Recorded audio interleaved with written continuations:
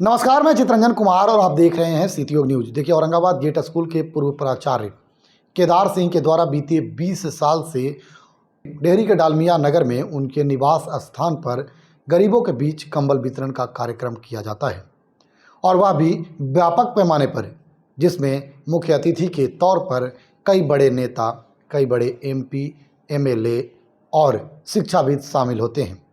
बुद्धिजीवियों का एक मंच है, उसी के बैनर तले यह कार्यक्रम आयोजित की जाती है। इसी कड़ी में केदार सिंह के द्वारा बुद्धिजीवी विचार मंच के द्वारा डेहरी में रविवार को कंबल वितरण समारोह सह अतिथियों का सम्मान समारोह का आयोजन किया गया, जिसमें मुख्य अतिथि के तौर पर औरंगाबाद लोकसभा के पूर्व सांसद, भाजपा के वरिष्ठ नेता सुशील कुमार सिंह, रफीगंज विधानसभा से जदयू के विधायक प्रमोद कुमार सिंह और डेहरी के विधायक, लोजपा विधायक सोनू सिंह शामिल हुए।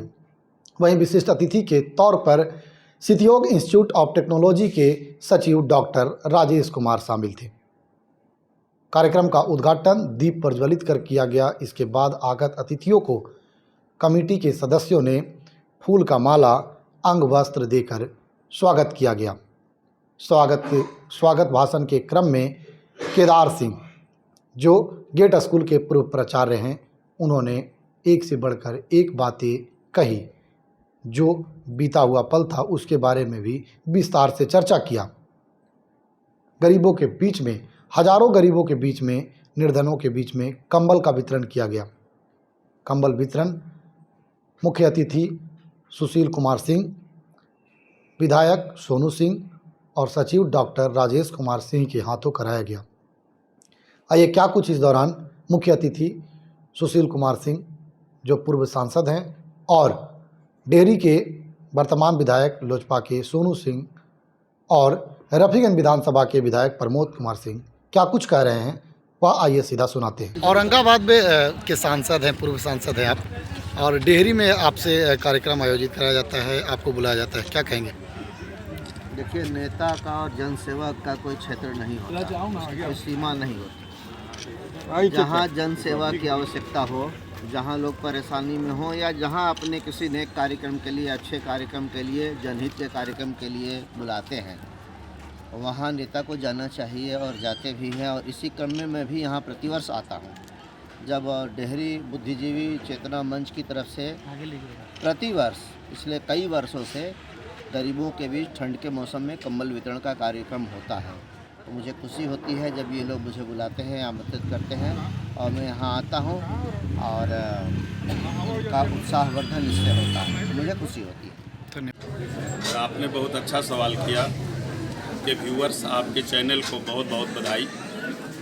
आप जानते हैं हमारे बारे में कि सामाजिक काम जहाँ भी होता है मैं बढ़ चढ़ करके उसमें भाग लेता हूँ, और ये हमारे लिए सौभाग्य है कि बुद्धिजीवी चेतना मंच के लोगों ने हमें आमंत्रित किए ऐसा काम के लिए जो समाज के अंतिम पंक्ति के लोगों को लाभ मिल रहा है। आज इतनी कड़ाके की ठंड है, इसमें मंच के माध्यम से गरीबों के बीच में कंबल वितरण हो रहा है।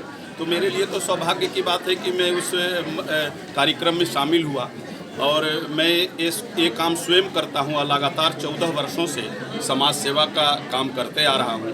तो जहाँ भी सामाजिक कार्यों में हमें मौका मिलता है वहाँ उपस्थित होकर के और सहभागी बनता हूँ। देखिए, आज बुद्धिजीवी चेतना मंच के द्वारा कार्यक्रम आयोजित हुआ, इसमें हजारों गरीब, दलित ऐसे परिवारों को कंबल का वितरण हुआ और एक संदेश दिया गया।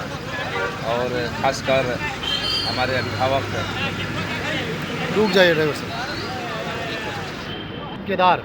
केदार बाबू और उनके सभी सहयोगी साथियों को, जो हम लोग का अभिभावक समान निरंतर करते हैं। हमारे पिताजी भी सिंह जी भी लोग के बीच में आया करते थे।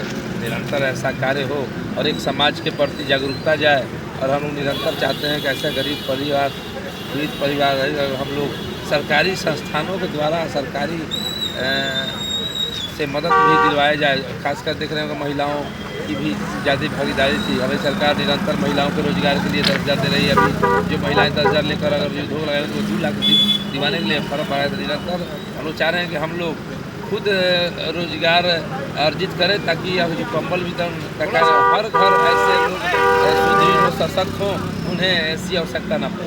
हमारे मामा जी को चरण स्पर्श, आज मैं जो भी हूँ, जहाँ भी हूँ, अगर मैं 4000 लोगों को रोजगार दे रखा हूँ तो उसमें मेरे मामा जी का भी बहुत बड़ा योगदान है।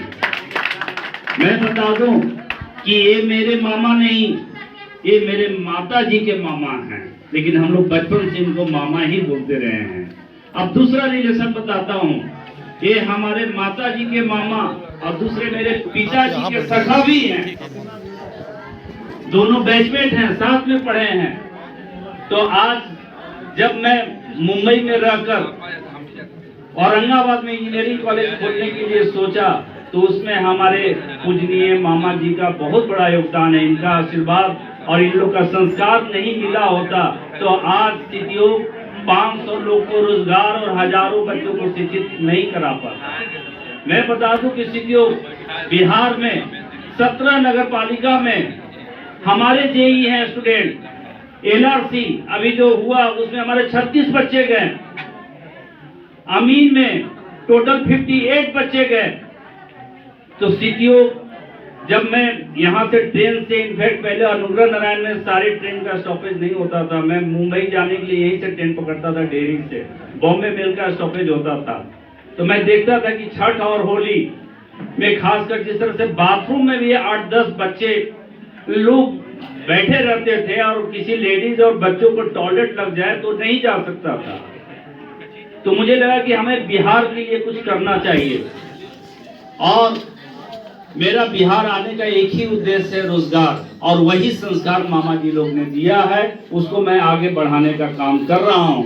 मंच पर बैठे हुए हमारे गार्जियन राम प्रसाद बाबू, हमारे गार्जियन रविंदर बाबू, डॉक्टर जयप्रकाश बाबू, और एक हमारे आज मुलाकात हुआ, आशीर्वाद मिला विनय बाबा जी से, विनय बाबा से, फिर हमारे गार्जियन अशोक बाबू जो राधा संता कॉलेज के प्रिंसिपल हैं, हमारे गार्जियन कामेश्वर बाबू, अजय बाबू, हमारे बड़े भाई भूपेंद्र भैया भी यहाँ बैठे हुए हैं, राजेंद्र बाबू जो पूर्व मुखिया हैं, अजीत बाबू जो किसान मोर्चा के जो जिला उपाध्यक्ष हैं, अजय कुमार सिंह, और हमारे सामने भी काफी गार्जियन बैठे हैं। यहाँ पर सब हमारे गार्जियन हैं। मैं तो सबको नतमस्तक होकर आप लोग का प्रणाम करता हूँ और आप लोग के आशीर्वाद के बिना आगे नहीं बढ़ सकता हूँ। और हमारे पीछे जितने हमारी जनता बैठे हुए हैं, जो बुद्धिजीवी मंच आज 15 साल से पहले से जिस तरह से पुण्य काम कर रहे हैं, वो अब तो बहुत लोग कर रहे हैं, लेकिन बुद्धिजीवी मंच इसका शुरुआत किया और उसी के देखा इसलिए आज हजारों लोग कंबल वितरण कर रहे हैं। तो मैं उस बुद्धिजीवी मंच के जो अध्यक्ष हैं अनिल कुमार शर्मा जी, उपाध्यक्ष संतोष चौड़े जी, कोषाध्यक्ष हमारे गार्जियन उमेश बाबू, सबको मैं धन्यवाद देता हूं। मैं बता दूं, आज हमारे बीच में यहाँ के जो मुख्य अतिथि हैं, युवा यंग एनर्जेटिक विधायक जी सोनू बाबू, मैं तो पहले आपको बधाई दूं और जिस तरह से आपकी सोच, आपकी जो समझ है, मुझे पूर्ण विश्वास है कि आज आप डेहरी को रिप्रेजेंट कर रहे हैं। मुझे भगवान से कामना है कि आप बिहार को भी रिप्रेजेंट करें, क्योंकि अच्छे लोग की जरूरत है। अब हमारे बिहार में आज अगर बिहार बैकवर्ड स्टेट माना जाता है तो मुझे लगता है कि यहाँ अच्छे लोग की जरूर कमी हो गई होगी, तभी हमारा बिहार पिछड़ा है, जबकि ऐसा बिहार नहीं था। नालंदा विश्वविद्यालय जहाँ हो, जहाँ एक से एक महापुरुष लोग जन्म लिए, तो भी हम आज बाहर जा रहे हैं। आज बाहर हम धक्का मुक्की खाकर नौकरी करने जाते हैं। मैं विधायक जी बता दूं, हमारे बिहार आने का उद्देश्य यही है कि मेरा है कि अगर यहाँ शिक्षा अच्छा मिलेगा, जहां गुड़ रहेगी वहीं मक्खी भिनभिन आएगी। मैं आपको विश्वास देता हूं, अब इंजीनियर तो बहुत प्रोडक्शन हो रहा है, अब कंपनी की बारी है।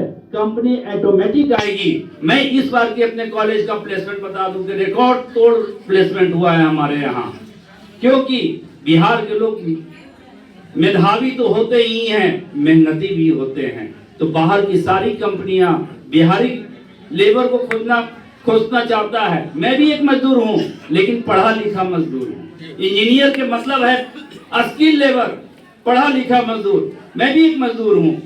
अगर हम लोग मिलकर, खासकर मैं युवा से बोलना चाहूंगा, मेहनत करो, मेहनत करो।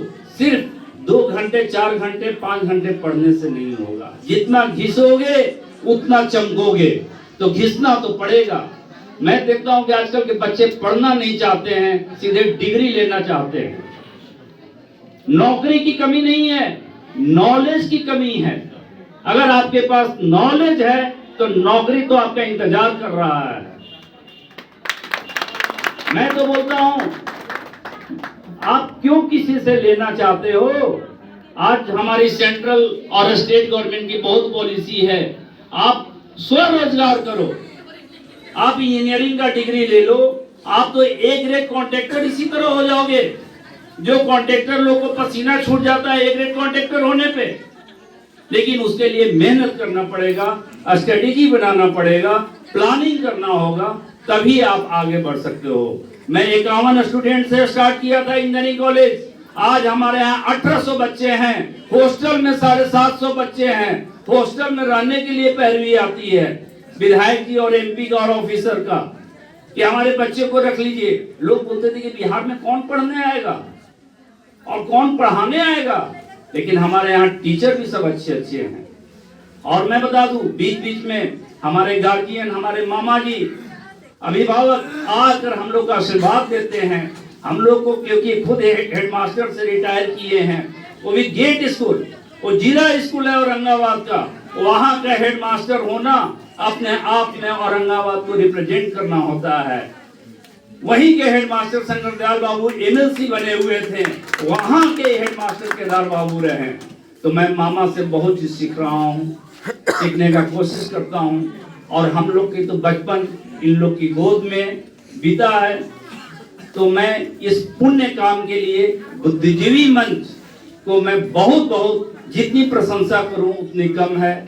मैं दूसरा चीज एक और मामा जी आपसे परमिशन लेके अनाउंस करता हूं, अगर बुद्धिजीवी मंच से कोई भी गरीब छात्र छात्रा जो पैसा के अभाव में नहीं पढ़ता है, तो मैं मामा जी आपके नाम पर उसको गोद लूंगा और मैं उसको फ्री एंड कॉस्ट पढ़ाऊंगा।